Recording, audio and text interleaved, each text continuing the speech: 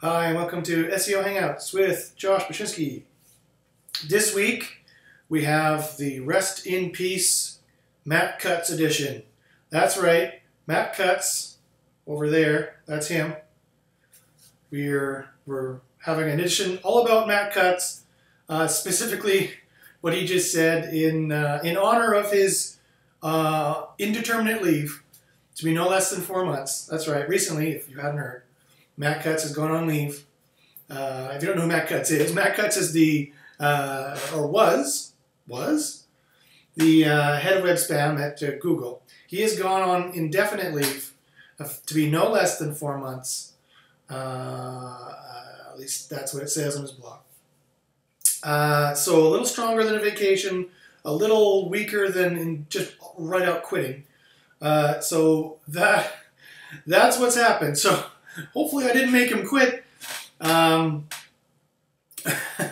because who knows what we'll end up with. It's kind of the devil you know, the devil you don't know. Anyway, this whole episode is dedicated to an R.I.P. Rest in Peace Matt Cutts, and I would like to cover what the last things Matt Cutts have done. I'd like to chronicle the end of Matt Cutts' web spam career, and that means going through what he talked about with Danny Sullivan at SMX Advanced about a month ago, around June 10th or so, in Seattle.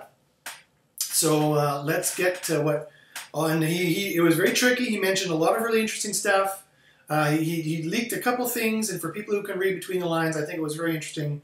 And so let's get right to that. So it's the R.I.P. Rest in Peace Matt Cutts episode. Okay. So SMX Advanced, if you don't know, is a conference they have every year. It's a pretty good SEO conference. Used to be better, but now that white hat SEO is kind of getting away from SEO proper and getting more into marketing and branding and social for a number of reasons. Because they don't know how to do SEO anymore, because SEO is getting extremely difficult to do, because it's getting hidden how to do it. And really to know how to do SEO, you've got to have a little bit of a black hat background, or do a little bit of black hat, or at least do some experimentation. So at the very least you know what not to do, right? What they are penalizing for, what you're allowed to do, what you're not allowed to do, what you're allowed to exploit, what you're not allowed to exploit, and how Google will respond. And for any customers who come to you who have unfortunately experimented too much, you're able to fix it. Because if you've never fixed it before, you can follow Google's advice all you want. It may or may not help you. So you've got to actually have bad sites to fix and have fixed them to know what to do.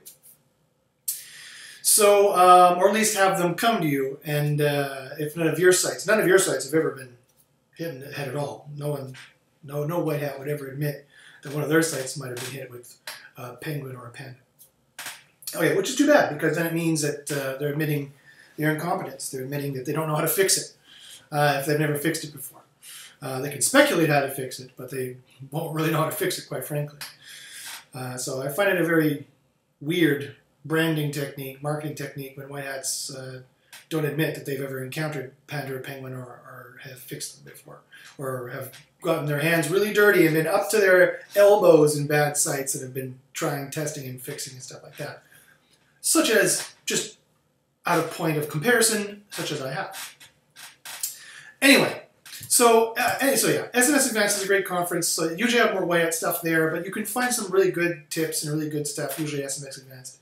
And usually it's often because Google's often there, and they'll, because it's a conference, as it's been for the last 10 years, usually they'll kind of leak stuff. And so Google did leak some SEO stuff that I thought was pretty interesting. Of course, they're getting more cryptic and more tongue-in-cheek, but you can still pick it up if you know what to look for. And so I would like to tell you what I think that was from SMX Advanced.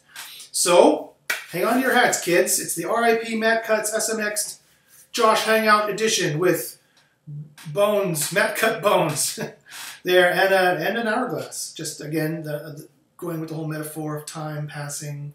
You know, these are the days of our lives.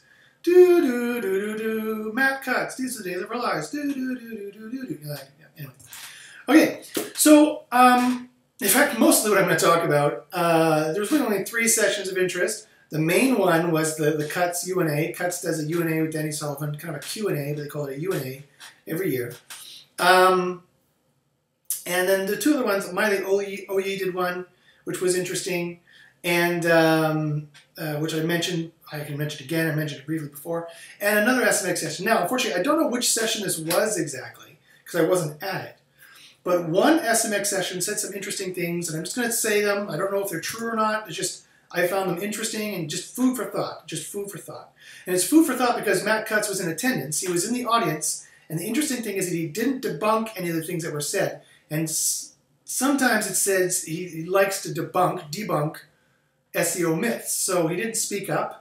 So we can presume that maybe they weren't mythful. I don't know. Well, I'll say what they are, and you decide for yourself. So this one person, it was all about link building, and it was all about what happens if you get in trouble with link building. And he said, don't use the disavow tool. He said the disavow tool is a trick. It's a gimmick for Google. I mean, I've said as much as well. It's a gimmick for Google. It was a tool for their manual team to, instead of them having to look at Google Docs of list of links, they just made a tool for the team to look at links for manual reviews.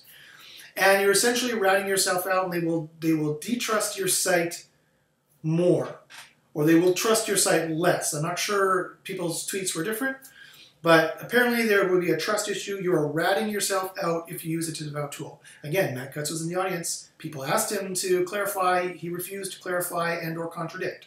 So, maybe we can think that's somehow true. Other people have said that. Also, he said that when you're using the domain colon operator, so let's say if I wanted to disavow all the links from a spammy site like buyredapples.com, I would do domain colon buyredapples.com, and they said don't put a trailing slash at the end of that. So don't have a domain colon buyredapples.com slash, because that invalidates all the links. So it will only, specifically, actually, I know how Google thinks of URLs, and that specifically will only disavow the index page URL. So whatever page it is served at slash, that will only disavow the links on that page, which will be your index page. If you want to disavow the entire domain, you want to do domain colon buyredapples.com. That's it. Nothing else after that. And that will disavow all the links on that particular domain. That subdomain, not www.buyredapples, just buyredapples. You want to do www, you got to do www. At least you should, to be safe at the very least. And he said, quite frankly, you should delete instead, because disavowing will just derank yourself. This person, whoever it was, had nothing but trouble using the disavow tool, and he said you should delete the links instead and avoid using the disavow tool. Now, that's not so controversial. I've said it. John Mueller has mentioned it. A lot of people have said it, and even Matt Cutts has said the disavow tool really is only to be used in extreme examples, so you probably shouldn't be playing around with it. So it could be for that reason that Matt Cutts decided not to debunk or critique that particular author at all, at least as far as we know. But anyway, I just thought I'd put that out there as food for thought. It's interesting that this was said verbally so strongly at an SMX conference, and it was even more interesting that Matt Cutts was in the audience and he refrained to respond. So, although he's getting pretty good at that, refraining from responding, and now that he's quit or gone on indefinite leave, whatever he's done, he may not be responding anymore at all. Okay, so now, enough foreplay. Right on to the Matt Cutts U&A. Okay, so here's what was going on. Matt Cutts had U&A, and I've chopped it all up, and because I've analyzed not only my viewing of it, I've analyzed two other people in the industries, their take on it. So I've kind of mashed it all up, and we've got kind of a consensus. A non-consenting consensus, because they don't know who I am or that I'm using their words. But they published them publicly, so I'm going to give my opinion on them. So that's their opinion, is my opinion, is what Cutts said. The truth there might be somewhere in that Legend of Zelda triangle middle. I don't know, somewhere there. Okay. So Cutts did a bunch of announcements in this U&A. He also did the Q&A, the question and answer period, was peppered by a number of announcements. So the first thing he announced was the Payday loans algorithm. The Payday loans algorithm was an algorithm that was originally released last year at SMX West, He announced it, and it was released over June, so when SMX Advanced was running last year. That was Payday Loans 1. And it was kind of a spam algorithm, and I did a case study on it, and it works exactly like Penguin, or very similar to Penguin 2.0, the one that was released on May 23rd. And so, and I've done a lot of case studies after that, and if you want to watch those case studies, those experiments to see if Penguin and Payday Loans is actually the same thing, or any other SEO videos, by the way, you can watch more SEO videos like this at youtube.com/jbachynski, J-A-B-A-C-H-Y-N-S. You can also email me any SEO questions that you have about Penguin, Payday Loans, Panda, how to build links, how to get links, how to clean links, how to link your links, whatever. Email me at joshbachynski@gmail.com. Now, back to Cuts. Mr. Cuts. So, he was talking about Payday Loans, and he mentioned that the Payday Loans version 2 that was released on May 16th, that was just the first part. That was the left of the left-right combination. That was the left jab.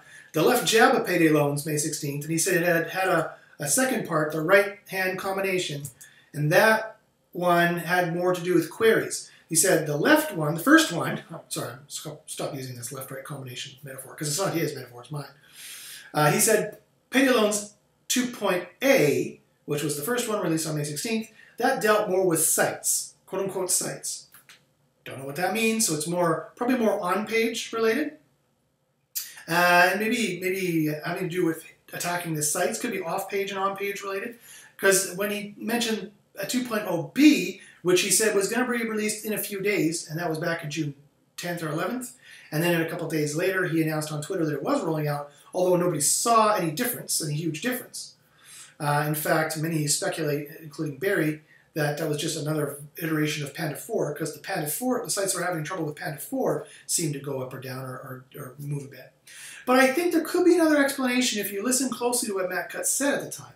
At the time, he said that Payday Loans 2.0b was query related, query quote-unquote related, and that they were making it quote-unquote broader, and they were making the SERP look better, the search engine result page look better. So that sounds to me, now everyone else speculated that it has to do with links or had to do with pages, like keyword stuffing on page or something like that. I don't think that's what Matt Cutts meant at all. Now, you can watch the video yourself of the Cutts U&A, SMX 2014. It's on YouTube. You can watch it if you like. But when I watched it, it seemed to me that Matt was talking more about cleaning up the query space, that it was more like a query deserves diversity or a hummingbird adjustment. Because he mentioned specifically that they were altering the searches on the search page. They're going to rearrange how that looked. So it sounded to me like, and they do a lot of jiggery-pokery there, of course. They massage their SERP results listings however they want to make it look good. Like if there's anything bad made about you, for example, they'll put, Joe Schmo SEO, Joe Schmo's Facebook page, and then whatever, scam report, Joe Schmo ripped me off. Like if there's anything bad about you, the Query Deserves Diversity algorithm will put that diverse listing up there, right? So it sounded to me like in these query spaces, if you look at the query spaces that Payday Loans is supposed to tackle, like casinos, pills, limousine services, all the really competitive cars, all the really competitive Payday Loans, all the really competitive kind of queries. The spammiest of the spammiest is really what Payday Loans is tailored to attack. And, another reason why they're releasing Payday Loans now and not Penguin could very well be because Penguin was against any kind of spam, and Payday Loans is against the spammiest of the spammiest. They might think they've done a good enough job cleaning up the regular run-of-the-mill spam, and now they just want to keep working on the spammiest of the spammiest, because those guys didn't stop, right? They just kept going. They're like, yeah, sucks to your Penguin, they said, and they kept building their links and kept doing their 2008 SEO, and if they even noticed what was going on, because much of that is all running on autopilot or outsourced to somebody over there stand. No offense to people in over there stand. So, so it seems to me that the Payday Loans 2.0b, what Matt Cutts was talking about is that they were doing a query space change, a SERP change on really spammy SERPs like Payday Loans stuff. Because if you take a look at those SERPs, they do have a lot of jiggery pokery going on. They make sure any scam report is put up there, right? Or any other kind of information. They might have been making a change to how that works, which they make those kind of changes to their SERPs all the time. Okay, now, what else did Cutts say? Cutts specifically mentioned, I know I've mentioned this before, but now Cutts has said it too. He specifically said, and I quote, sorry, that's not the quote. He specifically mentioned to unblock your CSS and JS because, and this is the quote, otherwise you might be missing out on credit, ... They can't give you the prominence that you deserve, end quote. By credit and prominence, of course, he means rankings. So, John Mueller said it, Miley Oye said it in her SMX Advanced presentation, and Matt Cutts has said it. So you know when the three main Google spokespeople who talk to the public, oh, and also at Google I.O., Wiz, the leader of the manual team, Wizarski, or whatever his name is, he's called Wiz. I don't know his full last name. No offense to him, I got a long Ukrainian Polish name as well, but I can't remember what his name is. He specifically said not to do this as well. So you know when you have four major spokespeople from Google saying it, do it, because either they're going to give you a boost if you do it, or they will demote you if you don't. Because that's what happened with mobile stuff. They started demoting sites that didn't do mobile sites the way they like. So I would do this. Unblock your CSS and JS. There was a time where it could have been a good idea to do that. You could try to hide some stuff that way if you wanted to do that kind of SEO or that kind of tactic would have helped you out. But not anymore. Clearly, a lot of sites, Yoast put out a report saying that it's definitely bad, maybe part of Panda 4 to block your CSS and JS. And I've come across personally my own sites, not my own sites, but customer sites who blocked CSS and JS. And they had Panda 4 problems. So, obviously, I know all about post hoc ergo proctor hoc, otherwise known as cause correlation fallacy. I know that correlation does not equal causation. I know that just because there is smoke doesn't mean there must be fire. But when there is smoke, that's more likely that there is fire or there is something going on, right? When you see smoke, something's going on. If it looks like a fish and it smells like a fish, doesn't mean it necessarily is a fish, but it means you might as well act as if it's a fish, right? So, sorry, that was a bit of almost a Monty Python kind of philosophy rant, digression aside. Very interesting. Anyway, so so don't do that anymore. So don't block your CSS and JS. Check your webmaster tools, fetch and render. When they give you a tool, you also know. That's the other thing that Matt Cutts implied in this, in his U&A, is that if they give you a tool, you mentioned all these tools and webmaster tools, and he kind of implied pay attention to them. So in the context of SEO and helping you rank. So, if they give you a tool in Webmaster Tools, and I would include Google Analytics, if they give you a tool in Google Analytics or Webmaster Tools to look at X, Y, or Z, then make sure X, Y, and Z are all good.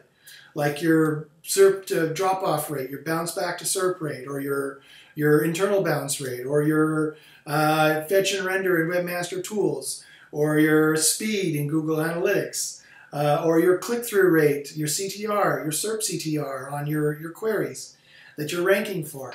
These things, or your structured data errors, or your geographic location. All of these things are important for your SEO. And the fetch and render is one that will tell you, it'll show you what it looks like to Googlebot, and it'll say in big bold letters underneath, this JavaScript was disavowed, this JavaScript was disavowed. And it changes the render, especially if it changes the rendering of the page, that could be a huge problem. Now, I've recently come across a client who, through no fault of their own, so you might be asking, what about JS that I import from other sites, Josh? Like Disquist, for example, is that you import the JS from the Disquist site, and then it'll change the rendering of your page and put a bunch of comments in there. Now, Miley Oye specifically said not to make sure that you're not blocking any JS that significantly changes the rendering of your page. And so I recently came across one client, and I've heard about somebody else who has the same issue, that just sometimes when Google goes to crawl your page, they query the Disquist JS, and sometimes it times out and doesn't respond. And so as far as Googlebot, so the JS doesn't process, and so the comments are not on your page. And so as far as Google is concerned, the page didn't render the way your users see it. Your users see one thing, the Googlebot sees another. This is typically called cloaking. This is exactly what Miley Oye said not to do, both blocking JS and or the JS didn't respond, and so it didn't fully render. Now, is Google smart enough to realize that, one, this happens often for Disquis or other kind of service such as this, and or that the JS was not on your site, so you shouldn't get any kind of penalty for it, even though that it did change the rendering of the page, and the comments is a significant part of the rendering of the page, because they've also admitted with Panda, you can get pandified if you have poor or shoddy or spammy or duplicated or bad grammar and spelling user-generated comments. So there's no way that they can know if that is hurting you or not. If you've cleaned it up, there's no way they can know if they've got it once and hit you because of it, and then if it's not coming back and you've cleaned it up, there's no way they can know that you've done that. So this is a bit of an SEO issue. And I've asked Miley Oye and John Mueller both on Twitter and Google Plus twice, two or three times. John Mueller gave me a tributary quick answer once, but I'm not sure if he was answering that question. He just said, as long as there are no spamming comments in it, your comments should be fine. That's not what I asked. I asked, is it a problem if Disquis fails to respond or blocks the Googlebot? Is that a problem? He hasn't responded yet. I should probably ping him again.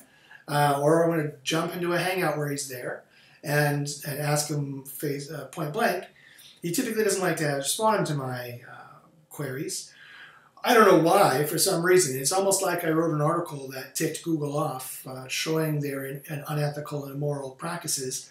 It maybe even have made one of their main people quit. So anyway, maybe not. I mean, that's pretty arrogant for me to say. But given the course of my other videos, me saying something arrogant probably is not very surprising for you. At least by now it shouldn't be. Okay. So next stuff that Cut said. Oh yes, so he implied very strongly that if you have a tool for it, it's something that will affect your ranking. So install their free tools. Don't worry about them finding out the data about you. They already have the data. If you don't install their tools, they can see the data already and you're using it. You can't, so you can't fix it. So you might as well be on an even playing field and you can see the data too. Okay. He was asked, when's the last time they had Penguin? If they have had a Penguin refresh since October 13th. He says he doesn't know. He didn't say no. He said he didn't know. So that's not a denial. Google's getting very good at not denying things. So that's not a denial. If you watch my case study from my video last week on my YouTube channel, youtube.com/jbachins, I show some proof, and I've seen lots more proof like that, and lots of Alex Becker, a lot of people have, that they actually have ran Penguin, or Penguin is part of Payday loans, or they ran Penguin at the same time as Payday loans, because a lot of people who were hit by Penguin saw a boost on May 16th, which is the Payday loans date, as far 2.0a against sites, as far as we know, that all makes sense. That all makes sense, right? Okay. He also mentioned, what about, is it just links that are important now? What about, what else? And he said that links and, I quote, reputation are important. And very important. He mentioned that separately. He said links and reputation are important. And he specifically mentioned that separately. And he emphasized they were separate. Two different things. And so what could reputation be? Well, that could be people looking for you in the Google SERP. That could be, and of course, clicking on your result. If they search for you and click on some other result, that's a problem, I guarantee. And I have experiments to prove it, and a service to manipulate it. To boost it, to make sure that you're doing as well there as possible. That could also be social mentions, social shares. It's a way of gaining reputation. The buzz, people talking about you on forums, on blogs, experts and enthusiasts in your particular field talking about you, not just the layperson talking about you, both on social networks, sharing your site, and also big social accounts talking about you, whether or not they shared your site or just mentioned it as well. So, and/or your social accounts and profiles that are associated with your websites, either directly through Webmaster Tools or not, just in a link, also getting a lot of shares and social stuff and mentions and stuff like that as well. So that's the kind of reputation that I know they're tracking. My case study proves last week that they're tracking, and that's how we're doing SEO in 2014 and 2015. Yes, you do need the occasional do follow link as well, depending on how competitive your niche is. But you can rank just doing social shares. You can rank just fine doing stuff like that. Or a smattering, kind of a smattering, a broad smattering of all of the above is kind of what you need these days. And Matt Cutts basically admitted that in this U&A. Okay. And they asked, could you get, and just on that point, he was also asked, could you get rid of links entirely? And they keep asking this, can you get rid of links entirely? I don't know why they keep asking that. But he said, and I quote, accessing the quality and the topicality and the reputation without links, blah, blah, blah, blah, blah, that would be tricky, that would be hard. This is what he said, and I quote, accessing the quality, the topicality, and the reputation without links, that would be tricky, that would be hard. Note what he did not say there. He did not say they can't do it, and he didn't say they're not doing it. All he said is that would be tricky, that would be hard, with that quote-unquote shit-eating grin that other people have said he has. That's how he said it. So I guarantee to you that they are doing that, right? It flatters him even more to say that would be really tricky, that would be really hard. Knowing full well that they figured out how to do it. That's how smart they are, and that's how good they are. And he didn't say they're not doing it, he didn't say they can't doing it, and they didn't say they're not doing it. And that's what, if you ask them all, that's kind of what they say. Unless you give them a point blank, and then John Mueller will say, nope, we don't do that. But then he'll say, and then like the next question, they do something very similar. So that is now their public relations modus operandi, to deny everything, or to give, you know, to never affirm anything, and to never confirm or never deny. And so he said it'd be hard and tricky, but then he kind of smiled when he said it. And that tells me that they can do it, and I happen to know it's as a fact that they are doing it. Again, watch my case study from last week that shows how they're doing it. He did admit or imply pretty strongly that they are using expert rank and that there is an author rank. He did admit very strongly that there is a substantial time lag in the reavow.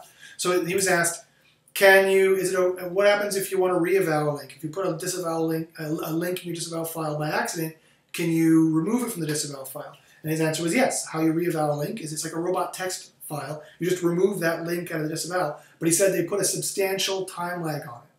So whatever that substantial time lag is, I'm not really sure. John Mueller has admitted this as well. But I would suggest that if you shot yourself in the foot and you had a knee-jerk reaction and put some links in the disavow file and then your ranks went down, you might consider removing them, unless you have some other expert advice from some other SEO who knows as much as I do.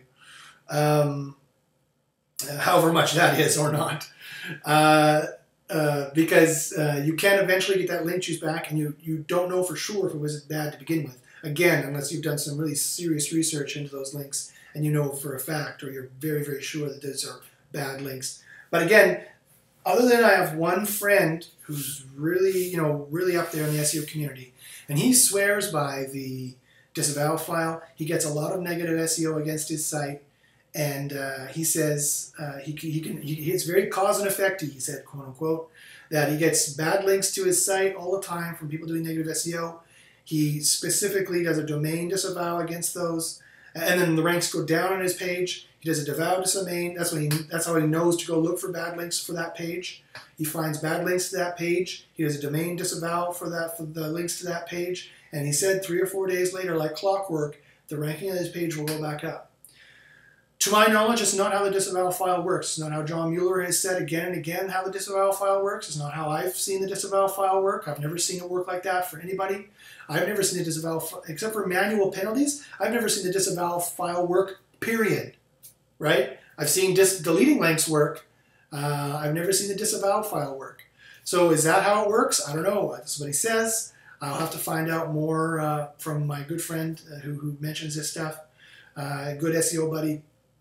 Has a lot of good information, or I'll have to ask John Mueller. I've tried to ask John Mueller, but my question always seems to get circumvented probably because he knows I'm the one asking it and he thinks I'm black hat or something, or he thinks I'm a troublemaker. He thinks I'm a troublemaker of some sort. Okay, let's see, what else did Matt Cutts say? In my opinion, in this U&A, you can watch it for yourself, but he pretty much, when it comes down to talking about friction on autocomplete, they're tracking task completion. He specifically mentioned to put that task completion is important, that usage is important, even though in the same breath, a few sentences later, he said that we're not tracking user engagement. But then in a few sentences later, he says task completion is important. Hello? Task completion is user engagement. They're the same freaking thing, right? Whether or not the user engages with the page is whether or not they're completing the task they're supposed to be completing on that page. And smooth and seamless task completion, he admits fully, is important. When he mentions that, he asks, and he polled the audience, how many of you have, he was talking about it in a mobile context, but he admitted both in a desktop context and in a mobile context, they're tracking task completion. So, for example, Matt Cutts polled the audience and said, how many of you are using autocomplete on your forms? Because that, you should. He didn't chide those who are not. He said you should, because that is a part of task completion. It more seamlessly makes the user able to complete the task, in this case of filling out the form, if you have autocomplete on your forms. And he admitted fully that's not the only task completion they're watching. So they're watching user engagement, they're watching task completion. They just have their names, their public relation names for everything. So that's why you have to pay attention. Well, that's why you have to listen to ranters like myself who digest it and pay attention, and the two people I'm about to mention who comment on it. I'll comment on the comments, and it's very interesting kind of what we come up with. But yeah, they're tracking task completion. Putting autocomplete on your forms would be either going to boost your user metrics, and or it could be a check mark in the good column. Remember, I think Panda works on user engagement and whether or not people are searching you in Google. If not, you'll come up for a Panda check, and either user engagement is part of that check or was part of the trigger. And then they check why is user engagement bad, and then autocomplete on forms, they have a good list and a bad list. They have static factors of good and bad. I mentioned them in many of my videos, so watch my videos if you want to find out what I think these are. I should probably make a master list. And autocomplete on your forms could be a check mark in the good column, at the very least for mobile sites or sites that want a mobile ranking. And that's getting bigger and bigger. That's getting more and more. 30% on most of my clients that I look at. They have around 30%, 20 to 30% mobile traffic. And so if you lost 20 to 30% of your organic traffic, you'd be pretty pissed off, wouldn't you? Well, that would happen if you did a mobile mistake and lost all your mobile rankings. Okay. So Matt McGee, who works for Marketing Land, he did a U&A, he did kind of a live blog of it. So this was kind of his opinions. He mentioned, and I also watched the video myself, so I kind of confirm what he said here. He mentioned, Matt Cutts strongly implied that there is a algorithm, and now Barry Schwartz is calling it the Metafilter algorithm because it hit Metafilter in 2012, November 2012, I believe the date was. And Matt Cutts was asked about it, and he strongly implies that the algorithm that hit Metafilter, which was a forum site, was an algorithm to demote old and unchanged content. So if you have a forum that has answers from 2001, they don't think that is good content anymore. And in fact, that seems to corroborate with the brand new general guidelines they just put out in March. In March, they completely rewrote their user quality guidelines. And a complete rewrite, not just a tweak, a complete rewrite of their user guidelines. If you want to get a copy of it, you can email me. I can get you a copy of that. Barry Schwartz also put a copy on his website as well. And they mentioned in there that they do not want old content online. They have enough content now that even you're only allowed to leave bad answers if there's no good answers. Now they don't even want bad answers. They'd rather have no answers. So that includes old content. Also, Matt Cutts was asked, do they use social metrics and ranking? Do they use Twitter or Facebook? And Matt Cutt's answer was, we don't have any special deal with Twitter or Facebook to get their data. So we have to crawl their URLs the same way we do other URLs. And all the same things apply, like nofollows. Again, perfectly canned public relations answer, which in my mind implies strongly yes. And I happen to know for a fact that they are, because again, look at my case study from last week. It proves that they are using Twitter and Facebook. They crawl them and they use them, and they use the nofollows and the mentions and all the positive co-citations in Twitter and Facebook. And especially they're looking at the experts and enthusiast accounts on Twitter and Facebook. Don't believe me? Check my case study from last week. Okay, now also Sugar Ray, who is a well-known SEO personality, you can follow her at Twitter at Sugar Ray. She also did her take on this, and so I'll mesh my take with her take. Again, he strongly implies that he would not deny that they use author rank, so that strongly implies that, in my opinion, in her opinion, there is an expert rank, and I think it's part of this buzz generation rankings that I've been explaining for the last few videos. He was asked if they use user engagement, as I said, and he said he's extremely skeptical of user engagement at face value and at scale. Again, he's extremely skeptical of user engagement using it at face value, so without tweaking it, and at scale. So that doesn't mean they're not using user engagement, both at scale and at face value, or just in Panda, which I happen to know, I strongly suspect they're using user engagement in Panda. John Mueller has all but admitted they use user engagement in Panda. So that's not at scale, that's reduced, right? So that's exactly what Matt Cutt said. And just because he's skeptical of it doesn't mean they're using it, right? They might use it as an idea and then they do a deeper check. That could very well be how you trigger Panda. That would make sense to me. A site is not doing very well for user engagement. People click on it, bounce right back right away. You know, they've admitted the book in the Plex, they do this. So why is that happening? Well, they might schedule it for a Panda review to see if it's low quality, or just to see maybe it's a lottery site. And maybe people want to go there and then bounce back and click something else.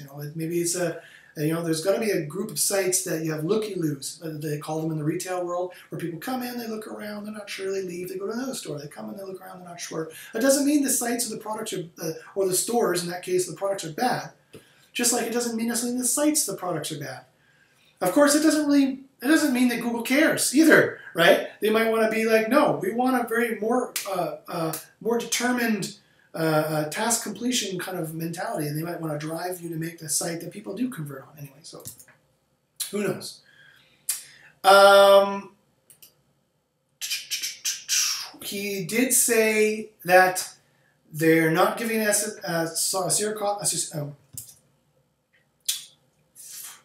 shouldn't drink beer before a video. He did say that they are not going to give a secure socket layer boost, otherwise known as an HTTPS boost. Although that's what he admitted to me in a private conversation we had back in March, that he would like to give sites that run HTTPS a boost. But of course, Danny Sullivan hears all these things too, and he asked him, and Cuts admitted no, that they're not now, but they might in the future, because as I said, he said that they wanted to. Cuts insisted, Danny asked him, are you sure all manual penalties show up in Webmaster Tools? Because a lot of people have speculated that they haven't, for various reasons. One, they have ranking trouble and they can't find out why. Two, they had penalties showing up there and they just disappear. Three, because people like John Mueller have admitted that they don't. John Mueller has admitted way back, over a year ago, that they do have manual penalties that they don't give you any notice about. And so these are the kind of, and Sugar Ray and both I agree, and she said, and I agree with her, that they have penalties, they have manual penalties that probably don't show up in Webmaster Tools. And in my opinion, this probably happens for when John Mueller said, which is when they have sites that they, and I quote John Mueller, and also Wiz has said this as well, and Matt Cutts has said this as well in the past, that they have sites that, quote-unquote, don't belong on the internet, in their opinion. I repeat, there are sites that don't belong on the internet in their opinion, and this is not just child porn sites or sites that are legal like that. These are sites that sell herbal pills, are really spammy or scammy, or sell what they consider to be snake oil. Although I never realized that they were the frickin' FDA and did medical experiments on sites, or that they were the Better Business Bureau and had the power and authority to claim whether or not a business was shady. However, they've taken it upon themselves to decide that they can decide when a business, quote unquote, doesn't belong on the internet, and they can give it a manual penalty that doesn't expire or lasts 1 or 2 years and just holds it down. And they, in the past, they didn't send you a message in Webmaster Tools, and Sugar Ray hypothesizes, and I would hypothesize, and I would concur in my opinion as well, that stands to reason they still do this, and stands to reason that it won't show up in Webmaster Tools either. Even though, specifically in this U&A, to be precise, Cutts denied that that was the case. And he said that John Mueller said that 99.9% of penalties, or all manual penalties, should show up in Webmaster Tools. Okay, he was also asked about Panda 4 and about shallow content. He said specifically, don't make sites like BuzzFeed that regurgitate content or have shallow content or that have aggregate content. This is specifically a no-no for Panda 4. I've reported that before. John Mueller has said it. All the SEOs who've done any research on Panda 4, including myself, have said it. And now Matt Cutts has said it too. And I've seen a couple of sites now. I've had a number of client sites come to me that were hit by Panda 4. And lo and behold, a lot of them had either CSS, JS blocking problems and or aggregate style content problems. So again, where there's smoke doesn't mean there has to be fire, but looks pretty fiery to me. If you're wondering what to do and how to build links and how to get third-party recommendations, Matt said that, quote-unquote, creativity will trump every tool available in the industry. So if you want to know what to do, you have to make zany, funny, creative, interesting, or controversial works too, pages. And those are the kind of pages that will get shared. Those are the kind of pages that people will be talking about. And those will be the kind of pages that people will be looking for on Google and then click on, and those are the kind of signals that Google is tracking. And so you got to try and be creative. If you want ideas on how to do that, by all means, contact me. I'm a pretty creative guy. I can come up with some creative ideas. And last but not least, in my rest in peace, Matt Cutts, the final Cutts video, the final Cutts down, he said that Google does have a whitelist for algorithms, for penalties, except for Panda. Panda has no whitelist. And that makes sense because you're going to get false positives on like Penguin, for example, especially after Penguin came out. The Black Hat community started negative SEOing like crazy. And so they would send, maybe after my suggestion, they would send tons of bad links at, say, Wikipedia, just to throw Google off. And so when they run their Penguin filter, suddenly Wikipedia stops ranking, and they go, why? It's because people have built all these bad links to Wikipedia and things like that. So it would make sense they would have a whitelist for algorithms like Payday loans or for Penguin. Maybe not Payday loans, because they're just going after the spammiest of the spammiest, and they don't really care at that point if it gets hit or not. But for Penguin, it makes sense they would have a whitelist for that, but not for Panda. So you might be wondering, well, why don't they have a whitelist for Panda? Because Panda is their quality algorithm. And they only want quality in the SERPs. And they don't give two shits who you are. If your site, and they don't care who you are or who you think you are, if your site fails a Panda check, they want it demoted because they trust their Panda check to be removing the non-quality results. And so that makes perfect sense that Panda doesn't have a whitelist because they don't care who you are.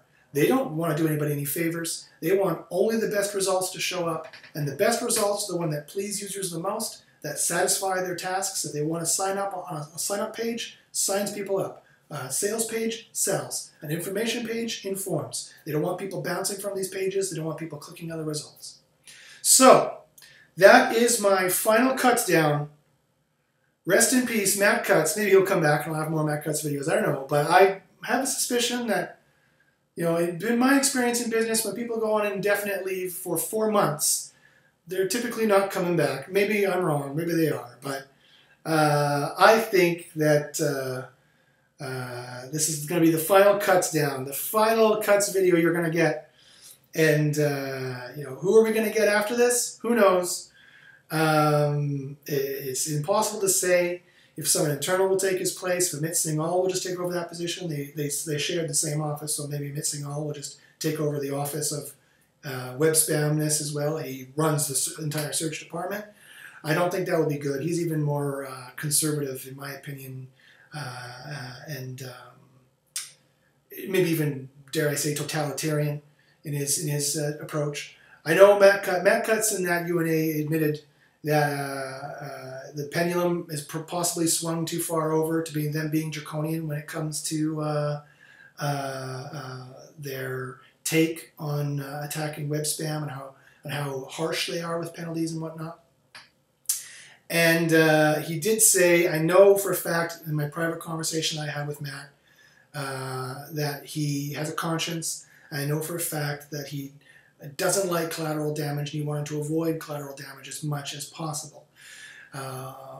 However, if there was even the slightest reek of any possible black hattery, he was like, bam, he'll hit them as hard as possible with absolutely no remorse or a tiny bit of remorse.